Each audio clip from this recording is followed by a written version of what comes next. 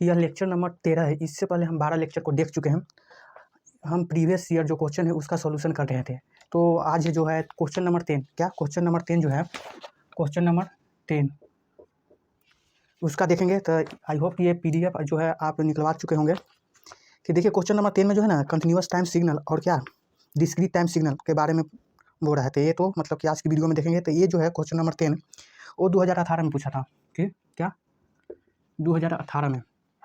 फिर उसके बाद 2019 में ही यही क्वेश्चन सेम क्वेश्चन था।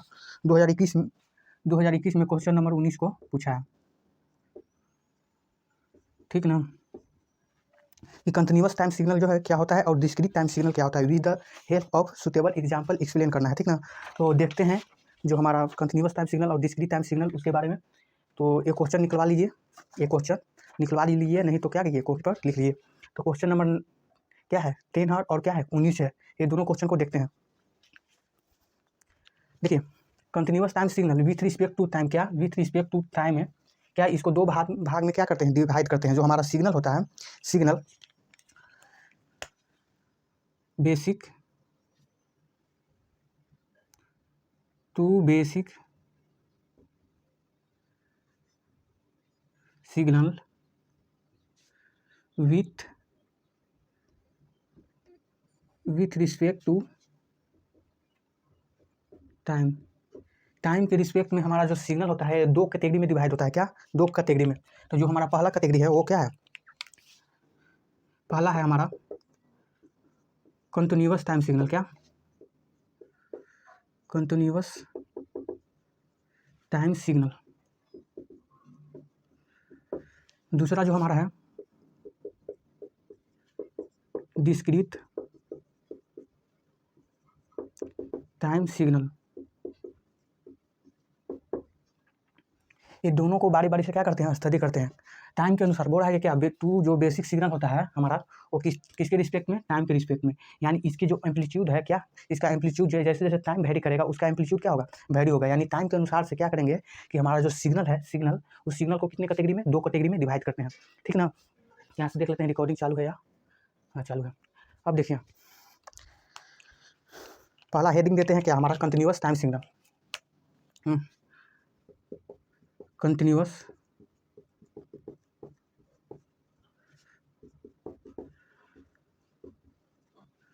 क्या हमारा कंटिन्यूअस टाइम सिग्नल। देखिए कंटिन्यूअस टाइम सिग्नल को सबसे पहले रिप्रेजेंट किसी से करते हैं, तो रिप्रेजेंट करते हैं एक्स ऑफ टी से। तो पहला पॉइंट है इसका कि it is denoted by x of T in the form of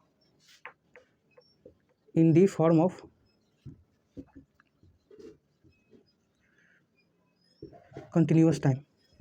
यानी कंटिन्यूअस टाइम के रूप में जो हमारा है सिग्नल वो किस रूप में डिनोट होता है, एक्स ऑफ टी के रूप में, ठीक ना। अब जो नेक्स्ट है हमारा कहने का मतलब क्या है कंटिन्यूअस टाइम सिग्नल। देखिए तो जो हमारा मान के चलिए टाइम क्या होगा, कंटिन्यूटी होगा। कंटिन्यूअस अगर हम बोल रहे हैं जो हम बातें बोल रहे हैं अगर आपके पास से एकदम सुटेबल रूप में जो बोल रहे हैं वही जा रहा है तो क्या है टाइम के साथ चेंज हो रहा है। अगर टाइम में कंटिन्यूअस नहीं होता यानी जो हमारा सिग्नल है वो रुक रुक आपके पास पहुंचता, क्या होता कि टाइम में हमारा क्या है चेंज है, यानी जो हम बोल रहे हैं वो आपके पास क्या होता नहीं जाता। मतलब कहने का मतलब है कि ये जो कंटिन्यूअस टाइम सिग्नल है हमारा किस पर डिफाइन होता है, ईच एंड एवरी क्या वैल्यू ऑफ टाइम, क्या each and every value of time, यानी प्रत्येक वैल्यू पर ये जो हमारा सिग्नल है वो क्या होता है डिफाइन होता है। देखिए तो यहाँ से हम नेक्स्ट जो पॉइंट है हमारा वो लिखते हैं कि continuous time signal is define, continuous time signal is define for each and every value of time. जो हमारा कंटिन्यूअस टाइम सिग्नल होगा वो प्रत्येक वैल्यू पर क्या टाइम के प्रत्येक वैल्यू पर जो हमारा सिग्नल है वो क्या होगा डिफाइन होगा। जिस तरह से हमारा इसको ग्राफ के रूप में देखेंगे तो और बढ़िया समझ में आएगा। देखिए उससे पहले थोड़ा सा ये बता देते हैं कि जो हमारा एक्स है एक्स टी जो है हमारा एक्स टी जो हमारा है एक्स ऑफ टी, यहाँ से लिख लीजिए ना इसे। इसमें जो ये वाला जो पार्ट है ना ये वाला टी वाला पार्ट जो है खाली टी है, जो हमारा टी है वो क्या हो कंटिन्यूअस टाइम को क्या करता है, दिखाता है। और जो हमारा ये पूरा जो है, पूरा ये यहाँ से लेकर के एक्स ऑफ टी, ये जो हमारा पूरा जो है वो हमारा क्या दिखाता है, कंटिन्यूअस टाइम सिग्नल, यानी पूरा जो हमारा है कंटिन्यूअस टाइम सिग्नल के रूप में दिखाता है। देखिए दिखाई दे रहा होगा, कंटिन्यूअस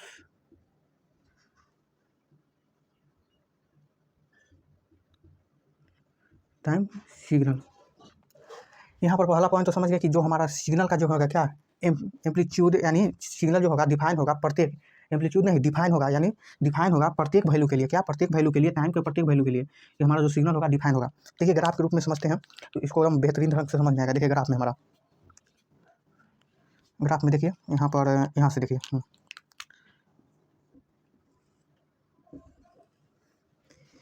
ऊपर में क्या है हमारा कंटिन्यूअस, यहाँ से देखिए, यहाँ से ऊपर बना देते हैं। अब देखिए ऊपर में क्या होगा, कंटिन्यूअस टाइम सिग्नल, ये हमारा क्या है, टाइम है, ठीक ना। अब देखिए तो ग्राफ, अब यहाँ पर देखिए कि क्या लिखे हैं, क्या कि जो हमारा कंटिन्यूअस टाइम सिग्नल होगा क्या डिफाइन होता है, ईच एंड एवरी क्या वैल्यू ऑफ टाइम, यानी टाइम का जिस तरह से वैल्यू है, देखिए तो प्रत्येक वैल्यू पर, यहाँ पर भी डिफाइन है, यहाँ पर भी कुछ ना कुछ एम्पलीट्यूड है, यहाँ पर भी कुछ ना कुछ एम्पलीट्यूड है, यहाँ पर भी कुछ ना कुछ एम्पलीट्यूड है, यानी हर जो टाइम का वैल्यू है ना, टाइम का 1 2 3 या कुछ भी रहे, माइनस क्या बोलते हैं 1.2 1.3 इस वन से कुछ भी रहे, यानी हर स्टेट पर, यानी यहाँ पर से लेकर के यहाँ तक हर स्टेट पर क्या है इसका डिफाइन है, यानी हर स्टेट पर इसके एम्पलीट्यूड का वैल्यू क्या है डिफाइन है, होता है, ठीक ना। यही हमारा क्या हो गया कंटिन्यूअस टाइम सिग्नल, यानी ईच एंड एवरी इंस्टेंट पर क्या, प्रत्येक वैल्यू पर क्या है हमारा टी का जो वैल्यू है, ये क्या है प्रत्येक value, every and each value पर क्या है, टी का जो है एवरी एंड ईच वैल्यू पर क्या है सिग्नल जो हमारा क्या है डिफाइन है, ठीक ना। यही ना कहने का मतलब हुआ। इसी तरह से इसको ग्राफ, एक और ग्राफ के रूप में देखेंगे। देखिए यहाँ पर दिखाई नहीं दे रहा होगा, देखते हैं ऊपर में, देखिए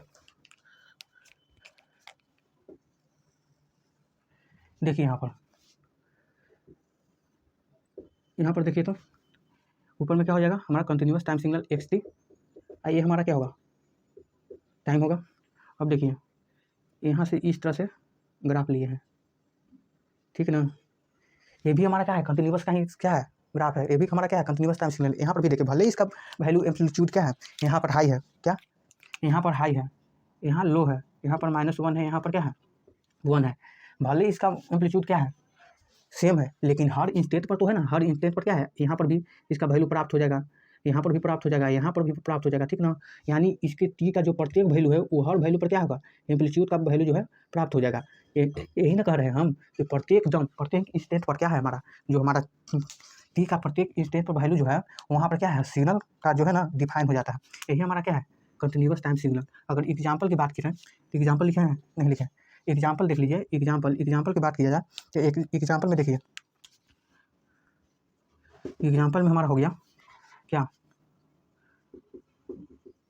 वॉइस सिग्नल हुआ ना, वॉइस सिग्नल,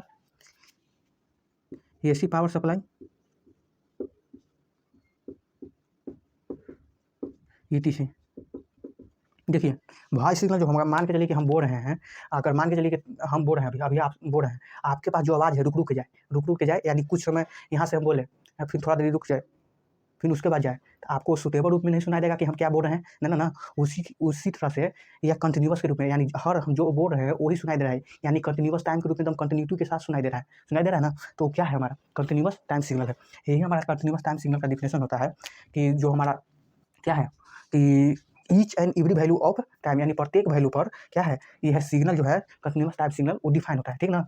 इसका ग्राफिकली रिप्रेजेंटेशन देखें तो ग्राफ के रूप में देख रहे हैं कि हमारा जो है प्रत्येक एकदम वैल्यू है, हर टी के वैल्यू, यानी टी के प्रत्येक वैल्यू पर क्या है कि क्या है सिग्नल जो है हमारा डिफाइन है, भले वो उसका एम्पलीट्यूड सेम है लेकिन प्रत्येक टी के वैल्यू पर डिफाइन है।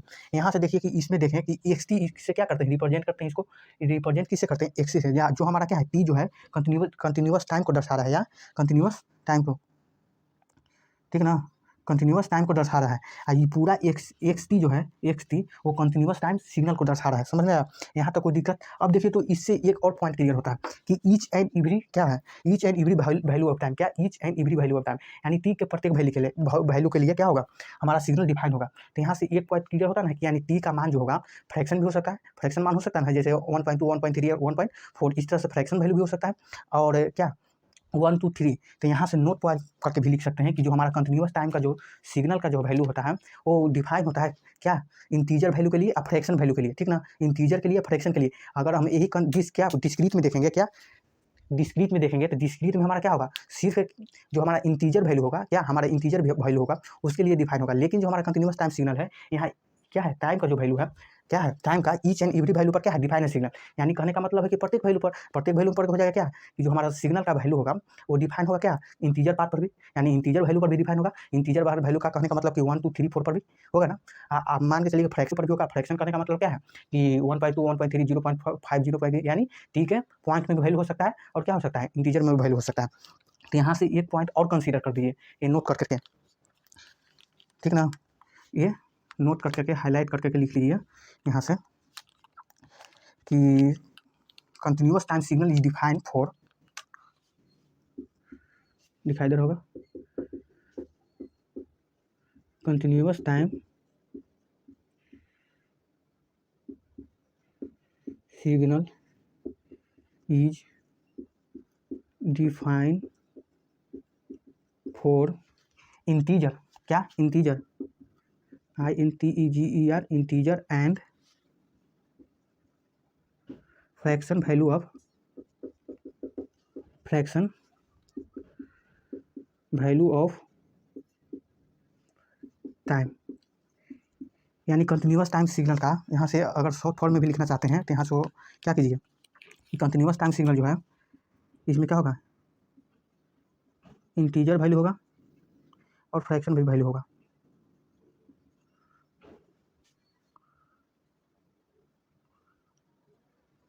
फ्रैक्शनल वैल्यू, ये दोनों वैल्यू होगा,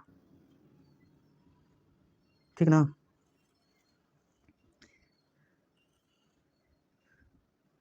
यहाँ तक कोई दिक्कत नहीं होना चाहिए।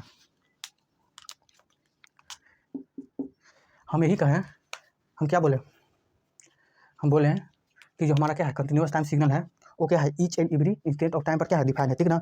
Each and every value of time पर क्या है, डिफाइन है। यहाँ से देख रहे हैं हम कि ईच एंड एवरी कहने का मतलब वही हुआ कि जो हमारा टी का जो वैल्यू है इंटीजर भी हो सकता है, क्या फ्रैक्शन भी हो सकता है। तो क्या है यहाँ पर लिखे कि है continuous time signal is define for integer and fraction लिख दिए, fractional value of integer and fractional value of time. यानी सिग्नल का जो वैल्यू है इंटीजर भी हो सकता है, क्या है, और फ्रैक्शनल वैल्यू भी हो सकता है, ठीक ना। तो यहाँ से ही हमारा कंटिन्यूअस टाइम सिग्नल जो है समाप्त होता है। अब देखते हैं डिस्क्रीट टाइम सिग्नल। यहाँ से लेक्चर को चेंज कर देते हैं।